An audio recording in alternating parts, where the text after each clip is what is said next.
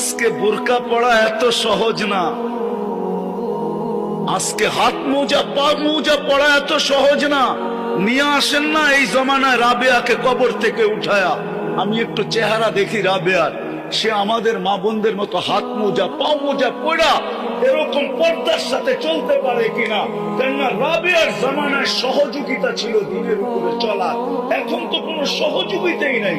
আল্লাহ রসুল বলছে, সাহাবারা জিজ্ঞাসা করছে, আল্লাহ রসুল বলছে তোমরা হকের উপরে চলার জন্য সহযোগিতা পাইতেছ, জিবরিলকে আসতে দেখতেছ, যাইতে দেখতেছ, কোরআন নাজেল হইতে দেখতেছ, আমি তোমাদের মাঝে আছি। এক জামানা আসবে তোমাদের আমল একটা করবে, তোমাদের চেয়ে 50 গুণ বেশি সওয়াব পাবে।